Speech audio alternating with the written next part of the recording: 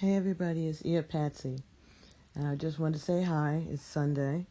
And I was sitting here thinking in my room, and that for some reason I started thinking about that song Fairy Tales by Anita Baker, right? And in relationship to relationships and the reason and the way that we choose our partners, I've spoken before about the father therapy that we need, some of us women, that we look for our fathers in the men that we choose. In some ways, it could be looks, it could be attitude, it could be a whole number of things.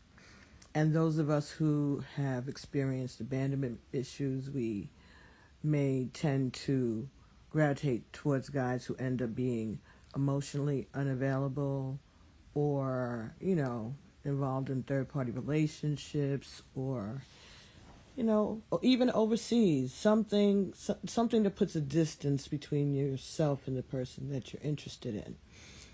But, these are just things that I was thinking about, and I think about a lot, actually, because especially now, I've been, thinking about these issues in terms of myself. And I had a few interesting little breadcrumbs and epiphanies over the last week or two in regards to the way I look at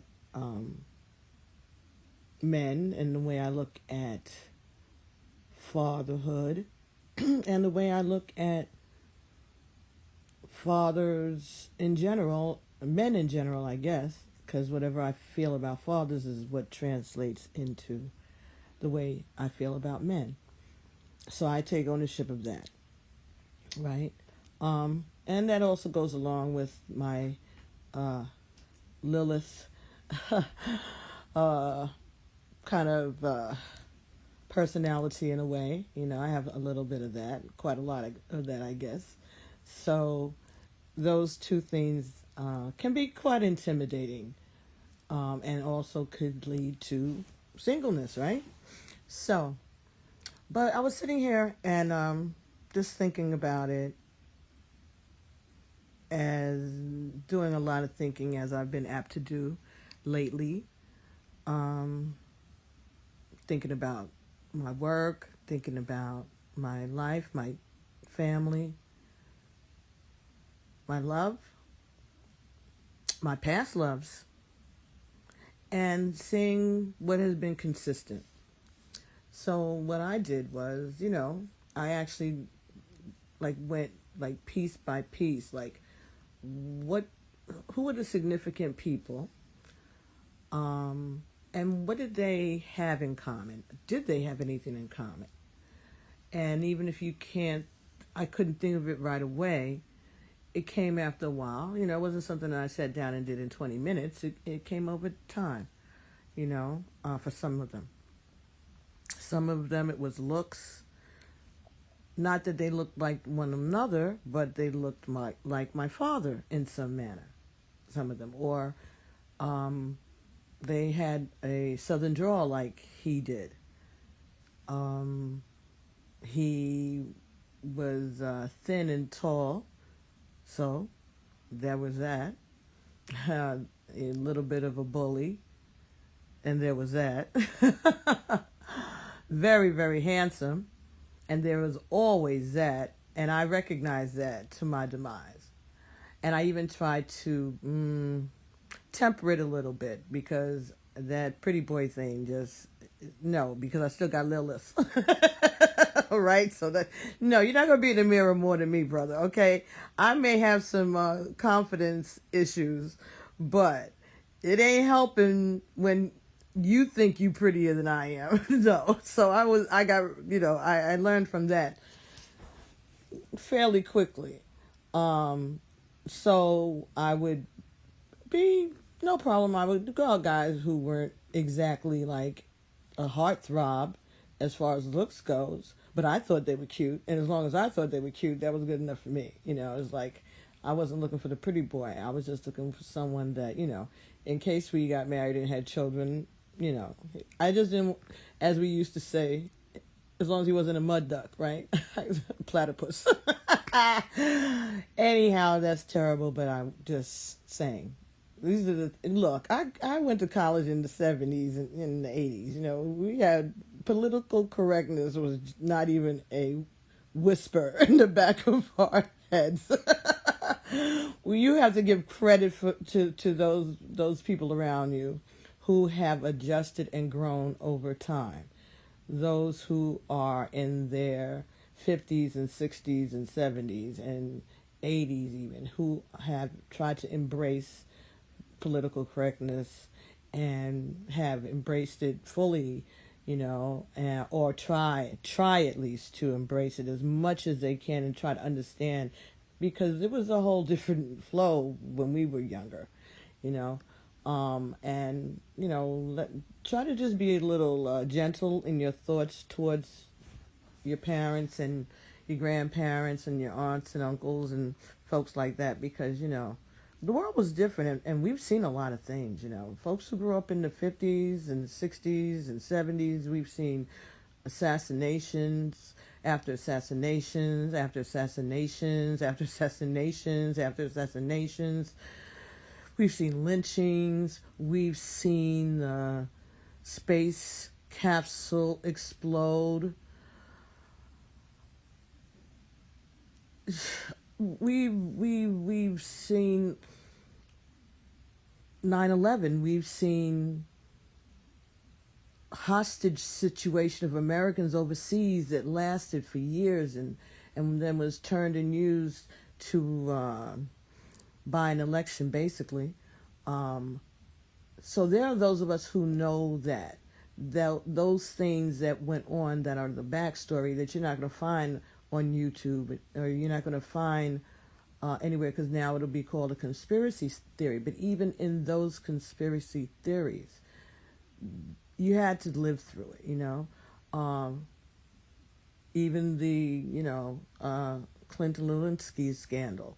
You know, it's whatever. You know, she has evolved over time. This whole situation has evolved over time. Everything that should have been said was said a long time ago. But the main thing that it should have been said is don't trust nobody, okay? You don't have friends at work, in case nobody told you. That is something we can all learn from that. There are no friends at work, okay? You can have close associates, but if there's something that you know that you're doing that you should not be doing, you don't need to share that with somebody at your job. That would be, find another friend, okay? But not something like that, especially when you're dealing in a political situation. Not at all. Not at all. Not at all. But, yes, that is part of the problem. Is she was young, you know, but she was no angel. She was no innocent. And, yes, it was inappropriate for President Clinton to have an affair. But that was something that was between he and his wife. And as far as Monica, she took responsibility for it. And, you know, even now, because of the Me Too movement, okay, so we're going to say that, well, he should have known better. You're right. But he didn't tell her to flip her thong at him in his office when he was at work. He was minding his business. You know, he didn't ask her to do that. And she volunteered that information on her own, and she wrote about it in her book. So let's be clear here. Okay, maybe he should have known better. Right. And so the reason that you get a lot of controversy is there some people who, even then at the time and still now, was like, well, he's a grown man and that's nobody's business. And other people were like, no, he's a grown man and he should have known better, and he was much older than her. And other people were like, well, he was the president of the United States, so none of that should have went on at all. And all three of those things could be all true at the same time. But the majority of people at the time felt that that really the person that was the most injured in this entire matter was Hillary Clinton. And instead, people decided that they wanted to throw darts at her. But at the time when that was going on, let me tell you, she was so respected the way she carried herself. And all of these stories of all of these other things that were said or anything like that, I never heard Monica say that Hillary called her anything or called her and said anything to her. She may have talked about her in general before she knew that Bill was a liar, but once she found out that Bill had lied, oh my God. And then she didn't put the country through, divorcing her husband, while he was a sitting president. She didn't try to make history like that. That would have been an easy thing to make history with, okay? But she didn't do that because she was a patriot, honestly. And she put her country ahead of her needs.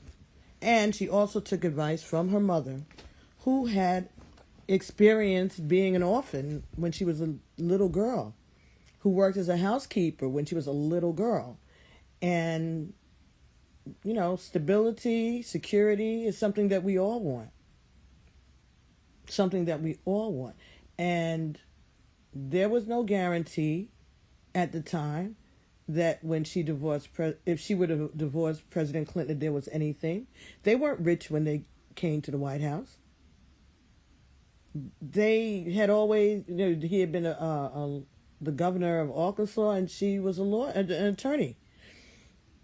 They weren't rich. And after you leave the White House, you don't get rich unless you are doing book tours and, that kind of stuff. So the money to be made was to be made after he left the White House. So even if she had divorced him at the time, what would she have gotten? Let's be honest. If you think about it, he wasn't rich. And if she had divorced him then, she would have just been getting half of what he had. And then once they left the White House, why?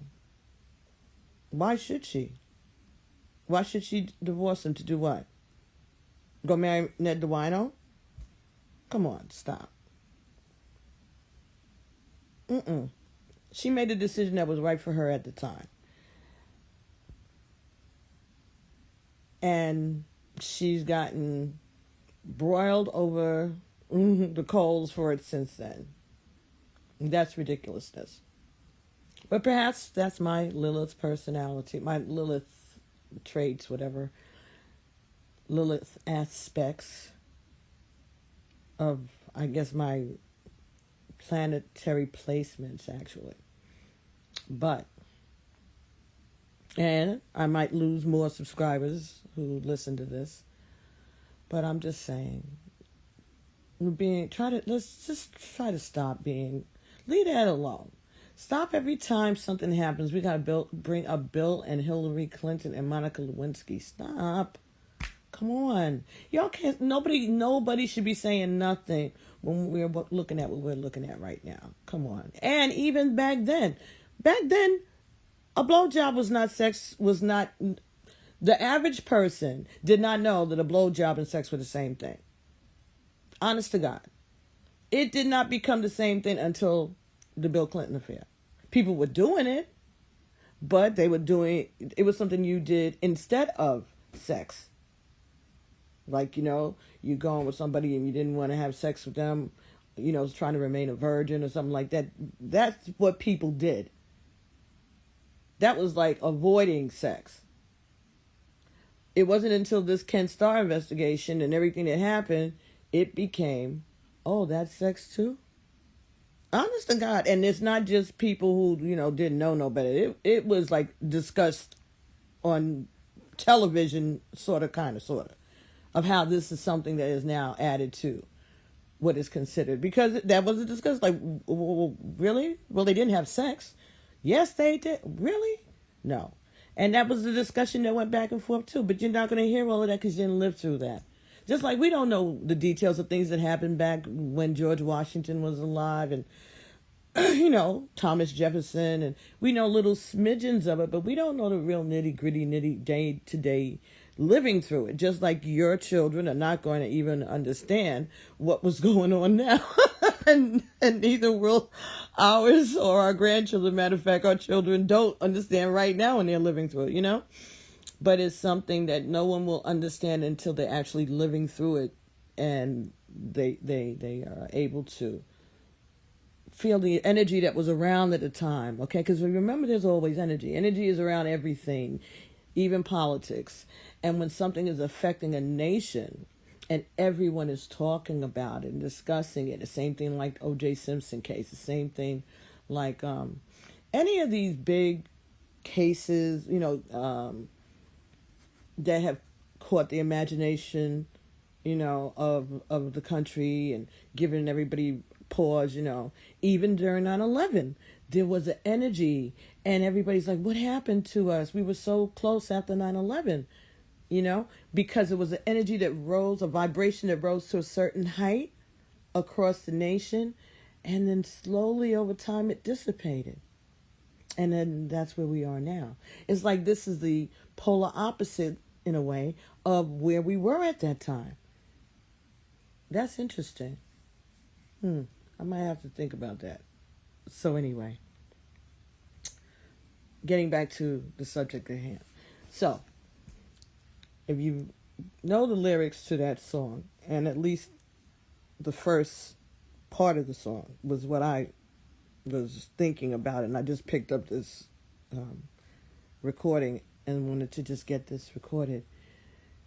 And it says, I still remember stories, those tales my mother said. She told me fairy tales before I went to bed, and she spoke of happy endings and tucked me in real tight and turned the night light on and kissed my face goodnight. And my mind was filled with visions of perfect paradise, and she said that everything would be so nice, that he'd ride up and on his white horse and take me away one night, and I'd be so happy with him that we'd ride clean out of sight. And he never came to save me. He let me stand alone out in the wilderness, alone in the cold.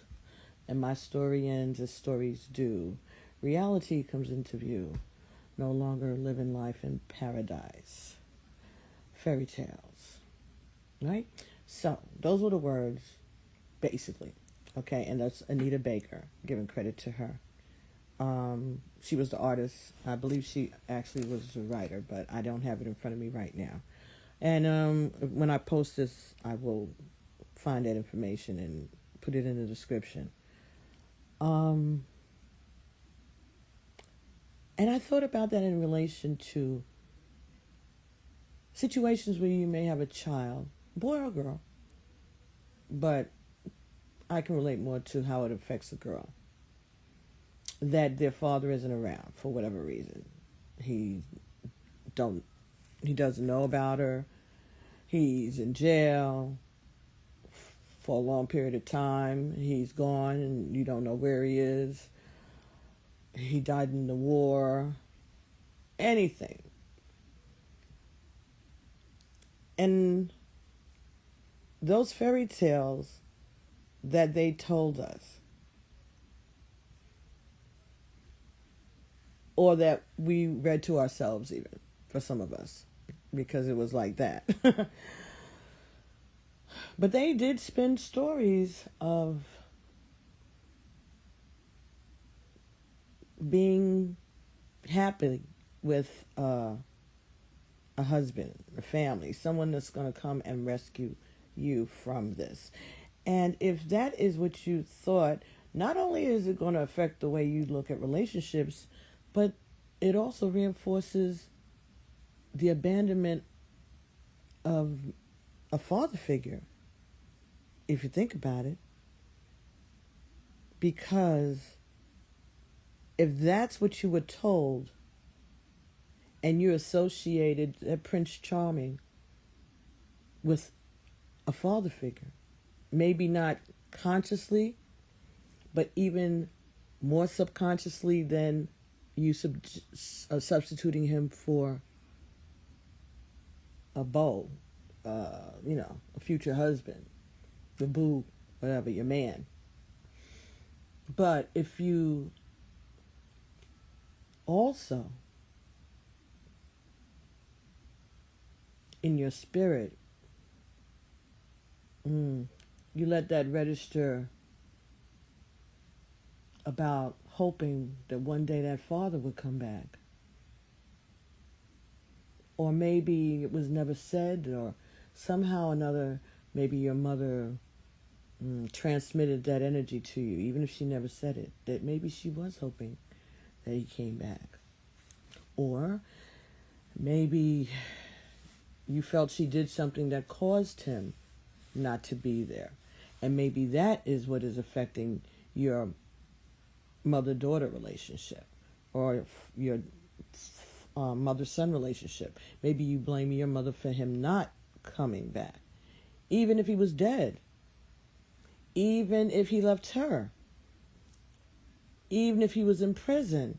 Maybe somewhere in your, that same subconscious registered that it was her fault somehow. Because we've been raised to believe a lot of things are mother's faults anyway, so why not blame her for that even too? So, I just thought that was something interesting that came to my mind, that maybe if we recognize that the fairy tales didn't always set us up for bad relationships with love relationships. Those fairy tales set us up also for bad relationships with our mothers, or female figures around us, because every story has a wicked stepmother, and so the idea of having a stepmother definitely comes with negative connotations. In other words, the new parent, stepmother or stepfather, is coming in working from a deficit already, whether you're a little kid right now or you're an adult, because you have been told that the stepmother is a witch, right? Wicked stepmother steals the husband, or comes into the husband's life after the wife dies, and then he dies shortly thereafter and takes the entire kingdom. It happens. Sure it does. But then there are times when it doesn't happen. There are times when men are bigamist, and so the second wife doesn't know about it, and she loses everything. Or never got married, has been divorced, never bothered to get divorced from the first wife, never got married to the second woman at all, because he knew he was divorced, but he never said nothing. He just put off, oh baby, what we need a piece of paper, all that other nonsense for. Or he just found somebody that it wasn't important to her either. And then he dies, and here comes the wife to take everything that they've owned, that he owned, that this woman thought they owned together. Oh no, they didn't. There have been cases like that. I've seen it happen right here where I live twice in the time I've known, and those are the ones I knew of. Big deals too, and embarrassing and astonishing. Oh, you heard people go to funerals and children that they never heard of show up with wives that nobody else knew that they had, or a whole family that they had on the other side of town. And it happens. And it affects people, even adults, when you get that kind of trauma, right?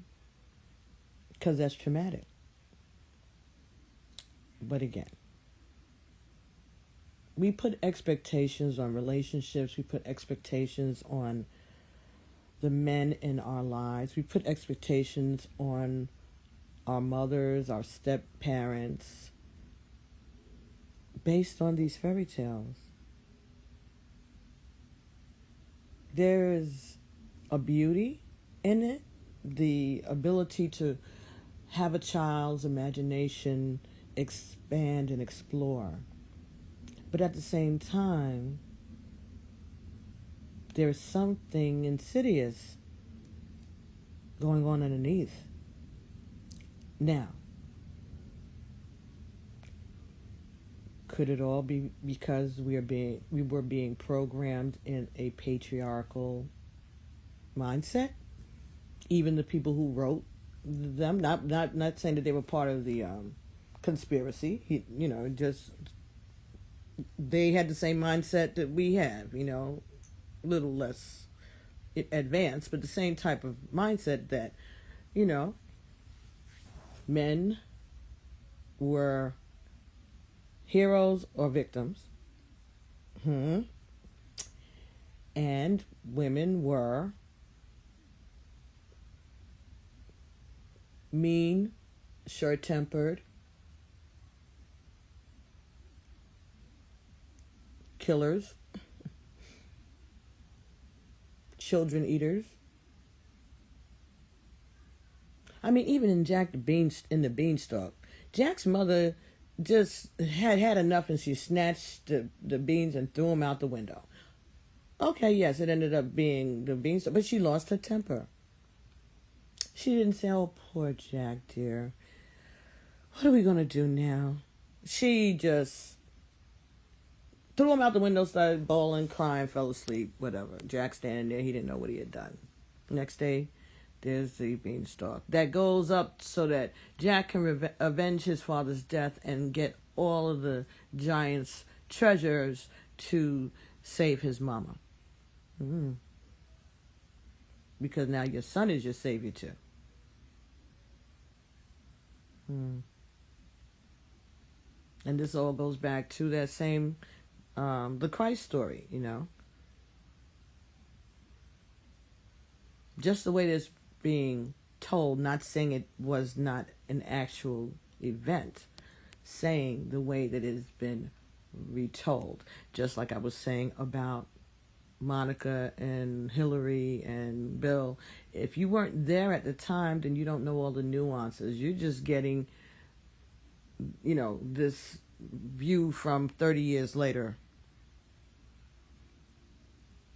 being reported on by people who grew up in a different generation than the generation that was actively watching this going on. Adults who are able to process all of the information, who understood what was being said, that the president was being accused of, and could understand that this was not supposed to get to this. This was supposed to be about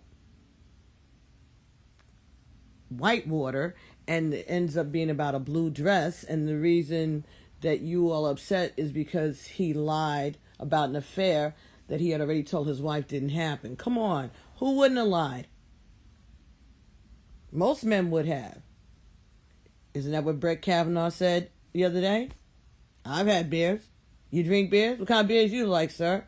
That kind of thing. That was the mindset of the people who were around then. In a way, Very, very, very nuanced, and of course it went down party lines, because the same people who were accusing Bill Clinton of these things ended up doing even worse things. Newt Gingrich, the wife that he's with now, was his secretary, and he went to his wife's hospital bed and served her divorce papers. Surprise divorce papers after he had done what he did to Bill Clinton. And then there was another one who was the House of Representatives after him that did somewhat the same thing and had to step down. Oh, they were all out of control. And the only person that got in trouble was Bill Clinton. Everybody else skated back, and now they're on TV talking shit about Bill Clinton. It's amazing. And people have such short memories, The American people have short memories, and that's what these people count on. Okay, so even the things that we put up can be erased, Just take some idiot somewhere to hit a button, and the whole World Wide Web will come down. Think about it. That's why they tell you to write stuff down, people. make entries in your Bible, your family Bibles and stuff. When they can't find your people's birth certificates, they'll be able to use those Bibles to prove who they are and their citizenship and so on. You know what I'm saying? Start keeping up your family Bibles, even if that's not your religion. I'm telling you, when you need to bring it, that's what they want to see. Or your baptismal papers or whatever like that. Keep it in a safe deposit box or in a fireproof box along with your important papers. So that's something that we all need to take heed to. So anyway, fairy tales. We have to, again, we can't blame the Brothers Grimm. Those stories weren't even written for children, actually. They were written to entertain adults.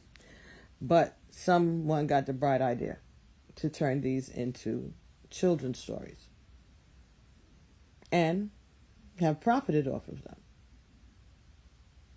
And most of the profits have gone to entities that are run by men. Usually white men, but men nonetheless. And that's why the Harry Potter series was just so phenomenal, because here this woman who had been on public assistance in Great Britain had pulled herself up out of, all of that she grew up in and did this series of books that caught the imagination of the world for children, And who knows, maybe we'll do a study and say that messed us up somehow, or messed up this generation of children somehow. And actually, when you think about it, perhaps it has affected some of the darkness, the metal, and I don't know. Maybe, or it could have helped with their awakening, them being more open to an awakening even. So that's a possibility also. Just as fairy tales, as I said, they have good and bad points. But it just stuck out to me today that the fairy tales aren't always about just how we act in our relationships. It also it can color the way we look at men in our lives, fathers in our lives, their presence. There are fathers who are present, but they're not present, a non-participant in the relationship, so to speak, right? Where they're pay the bills and they're here, maybe for parties and things like that, but on a regular day-to-day basis, the kids don't see them because they're working. They may have to travel distances to work. They may have to go work for long periods of time and comes back. And then when they're home, they want to maybe spend time with the wife, or they just want to be in the man cave, or they got meetings and things like that. They're busy, but it keeps everybody's lifestyle a certain way, right? So we don't say him as doing anything wrong. He's been a provider and this and that. And as long as he doesn't cheat on mama while he's on the road or away all those hours, then it's okay. Is it really? But that's how we look at things, and then those are the expectations we put on to men to appreciate them because of what they contribute, in some cases, and don't really have much interaction with them as we would with the parent who's home all the time. All right, so we could even say it could be either male or female, but just a parent who's not there a lot because their work takes them away and the other parent is there a lot. Who are you going to have more of an affinity to at the end of the day? Unless the person that they're leaving you home with is abusive or something like that. But even then, you have to pick a side, and this is the side that's feeding you and keeping your clothes clean, and they're there. They might not even to put two and two together that this person, the dad that's out there working or the parent that's out there working, is doing anything to stabilize what they have, because no one's expressing that to them in any kind of appreciative way. Give them a tie and on Father's Day maybe, and some socks and Christmas, right? And even if that's not what goes on today, there's still a whole generation of us out here who that was reality. That's how we grew up. It was normal. It was normal to the point it was part of the television every time we turned on. Christmas, fathers got sweaters, ties, and socks. Maybe he would get a robe, hardly ever pajamas. And if he was a real good boy, he got a giant-sized picture of his wife. That's basically what men got. They would get a red Camaro or something when they were going through their what do you call it? Midlife crisis in their 50s, late 40s, mid 50s. Mid to late 50s. They, depend on what their energy level is and their work schedule and other events that go on around them, that they get that midlife crisis. Just like we get postmenopausal, menopausal and postmenopausal. It's the same thing that they get. It's just ours takes place inside and theirs takes place outside, just like anything that's masculine and feminine. Theirs is outside, ours is inside. Ours is biological, theirs is grandiose and material, right? So keep that in mind also when we are dealing in our relationships. Be sensitive to those aspects of who we are and how we relate to one another.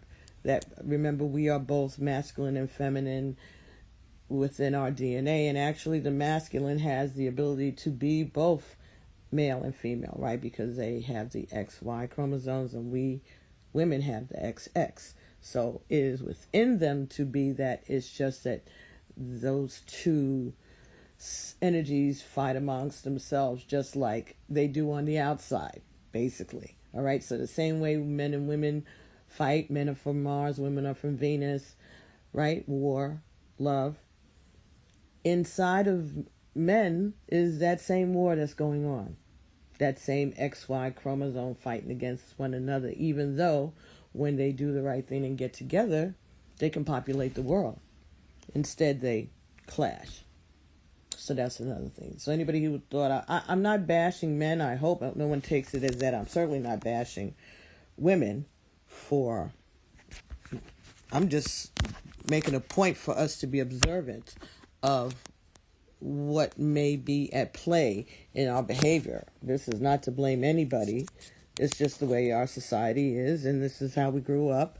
And so we can try to get a better understanding of one another and just maybe think a little deeper into these things if they haven't, if it hasn't occurred to you to think about it. I'm just sharing it with you because Spirit led me to it, and I thought it would be something that if I thought of it and I thought it was interesting and I thought it kind of made sense and maybe it would help heal some one of my father issues or men issues, then maybe it'll help somebody else too, because that's what God has given me these gifts for, in order to share these messages. So if this resonates with you in any way, please be sure to like this video, and if you want to make comments, feel free to please in the comment section below, and please share these messages with your friends, okay, or your family members, and forgive our mothers and our stepmothers and our stepfathers and our fathers, and for their absences or their inability to raise themselves up to our expectations. Right? I'm not talking now about people who have been molested and that kind of stuff. That's another issue. I'm talking about abandonment, not being there, not being available. And those of us who've had those type of issues with our parents or our parental figures, left us with a parent that was not good to us, a step-parent that was not good to us, not understanding what was going on when they weren't there, somehow maybe one parent talking against the other parent. They even have a charge for that now in child custody cases, right? Diminishing the other parent in front of the children, or diminishing the other parent in front of the children. Those kind of things. Those are manipulative gestures. Sometimes I guess they may be defense mechanisms, but, again, that's another topic. But it still doesn't make the child feel any better about the other parent, either of them. And in a way, you're asking them to pick sides, even though you don't intend to. When they overhear the arguments, or they see the arguments, or they, back and forth, I'm leaving, I'm staying, putting your father out, letting him come back in, all of this back and forth mess. What is it teaching your children? And what is it teaching your sons? And what is it teaching your daughters? And what did it teach you when you were a child, when you saw that? So, thinking about it in terms of ourselves as parents, and thinking about it also in terms of ourselves as children. Because as we want to be better parents, better lovers, better partners, better workers, better teachers, better listeners, we need to help heal that inner child. Because we can't just heal the adult, because the inner child's still going to have some attention like any child, right? So, if we can get the inner child to a place where they can be secure and feel that they count, that it matters that we address these issues, then maybe they won't continue to affect our day-to-day. Ashe, thank you, Agron. Okay, everybody, so that's the message. All right, don't forget to like, subscribe, and share these messages, and I'll be talking to everybody real soon. Thank you for letting me come to you and sharing these messages. And if you'd like a private reading, you can send an email to pbtarot7@gmail.com, or you can look at me on the Instant Go app. That's INSTANTGO, and that's on Apple products, iPads, and iPhones. Okay, so I'll be talking to everybody real soon. See, I told y'all, I'm not feeling all that great, but I wanted to get this out. So I'll be talking to you all soon. If not later on this evening, probably tomorrow, the next day. So, love you guys, all right? And be sweet. Namaste.